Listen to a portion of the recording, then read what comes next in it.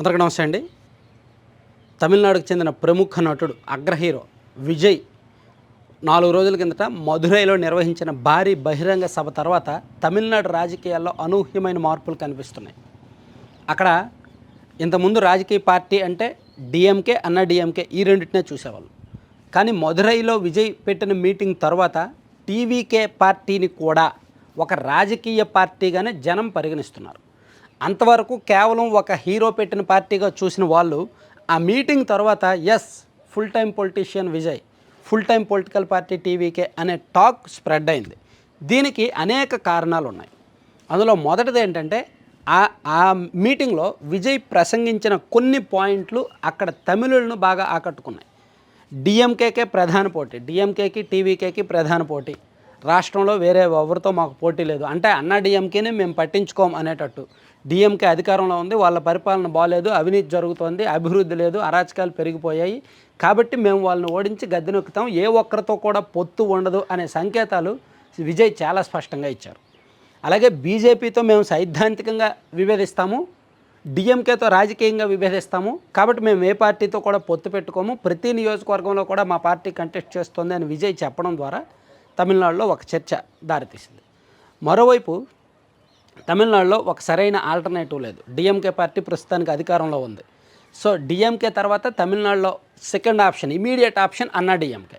అన్నా డిఎంకే తర్వాత immediate option DMK. ఈ రెండు పార్టీలే కొన్ని దశాబ్దాలుగా తమిళనాడు రాజకీయాలను శాసిస్తున్నాయి. కానీ ఇప్పుడు ఫస్ట్ టైం మధ్యలో కొన్ని పార్టీలు వచ్చినప్పటికీ విజయకాంత్ గారు పెట్టిన డిఎండికే అనే పార్టీ, కమల్ హాసన్ పెట్టిన పార్టీ మక్కల్ నీతిమయం కావచ్చు, ఇలా మధ్యలో కొన్ని పార్టీలు వచ్చినప్పటికీ జనం పెద్దగా పట్టించుకోవాలి, కమల్ హాసన్ గారినే ఓడించారు. సో కానీ ఇప్పుడు విజయ్ పెట్టిన పార్టీని సీరియస్గా తీసుకోవడం ప్రారంభించారు. ఎందుకంటే అన్నా డిఎంకే బాగా వీక్గా ఉంది. అన్నా డిఎంకే రాజకీయ అస్థిరత కోల్పోయే ప్రమాదంలో పడింది. అన్నా డిఎంకే ఒక స్థిర నాయకత్వం లేదు, ఒక రాజకీయ నిలకడ లేదు. ఈవెన్ కొన్ని జిల్లాల్లో యాక్టివ్ లీడర్స్ కూడా లేరు ఆ పార్టీకి. ఆ ప్రభావం బాగా అన్నా డిఎంకేలో కనిపిస్తుండటంతో సో డిఎంకే తర్వాత టీవీకే ఆల్టర్నేటివ్ అనేది. ప్లస్ విజయ్ దగ్గర విపరీతంగా డబ్బులు ఉన్నాయి. అతను ఫైనాన్షియల్గా అన్ని వనరులను సమకూర్చుకొని, ఒకటి రాజకీయం చేయాలంటే వ్యూహం ఉండాలి, డబ్బు ఉండాలి. ఆ రెండూ కూడా విజయ్ దగ్గర ఇప్పుడు పుష్కలంగా ఉన్నాయి. దానికి తోడు మాస్ క్రేజ్ విపరీతంగా ఉంది. సో ఇవన్నీ ఉపయోగపడుతున్నాయి. మరోవైపు డిఎంకే రాంగ్ హ్యాండ్లింగ్ కూడా అతను కనిపిస్తోంది. తమిళనాడులో ఈ 3 రోజుల నుంచి కనిపిస్తోంది. మదురై మీటింగ్ తర్వాత విజయ్ స్పీచ్ కొంచెం రూరల్ ఏరియాల్లోకి, మాస్లోకి విపరీతంగా వెళ్తుండటంతో అక్కడ ఆ మీటింగ్లో ఆయన స్టాలిన్ గారిని ఉద్దేశించి అంకుల్ అని కొంచెం వ్యంగ్యంగా మాట్లాడాడు విజయ్.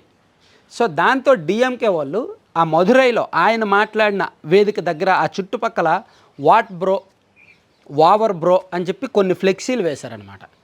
ఆ ఫ్లెక్సీలు టీవీకేని మరింత కోపం తెప్పించి టీవీకే అండ్ డిఎంకే మధ్య ప్రత్యక్ష వార్, ఫ్లెక్సీల వార్, మాటల యుద్ధం, ఫ్లెక్సీల యుద్ధం, సోషల్ మీడియా యుద్ధం, ఇదంతా బీభత్సంగా జరుగుతుంది.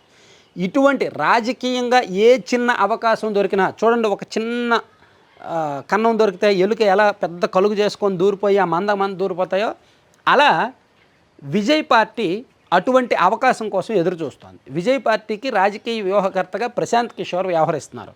సో ప్రశాంత్ కిషోర్ లాంటి వాళ్ళకి ఇటువంటి అవకాశాలు దొరికితే అసలు వదలడు.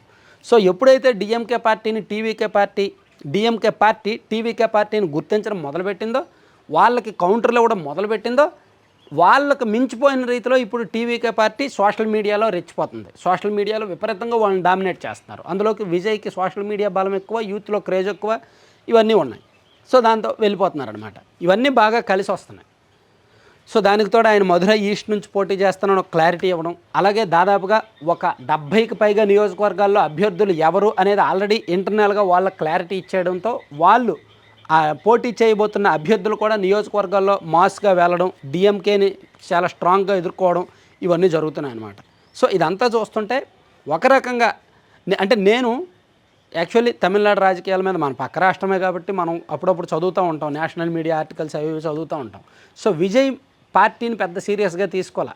ఏముందిలే, ఆంధ్రప్రదేశ్లో చిరంజీవి గారు పార్టీ పెట్టారు, 18 సీట్లు గెలిచే తర్వాత ఆయన సైడ్ అయిపోయారు.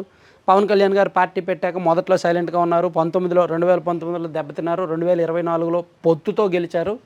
సో తమిళనాడులో కూడా విజయకాంత్ గారు పార్టీ పెట్టారు, ఫస్ట్ ఫెయిల్ అయ్యారు, ఆ తర్వాత పొత్తుతోనే గెలిచారు. కమల్ హాసన్ గారు పెద్ద స్టారు, ఉత్తమ నటుడు, మంచి ఫాలోయింగ్ ఉంది, ఆయన పార్టీ పెట్టి ఫెయిల్ అయ్యారు. సో విజయ్ పార్టీకి అంతగా ఏముండదు. గడిచిన 30 సంవత్సరాలుగా ఈ సినీ నటుల్ని ప్రజలు పొలిటీషియన్స్గా యాక్సెప్ట్ చేయట్లేదు. సో విజయ్ పార్టీకి అంత సీన్ ఉండదని నేను అనుకున్నా.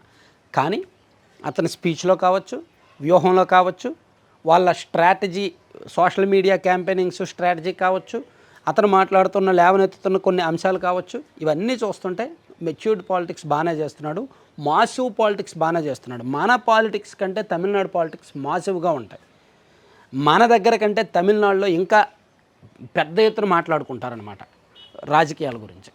సో ఈ 4 రోజుల నుంచి విజయ్ పార్టీ గురించి, అతని స్పీచ్ గురించి విపరీతంగా చర్చ జరుగుతుంది. Thank you.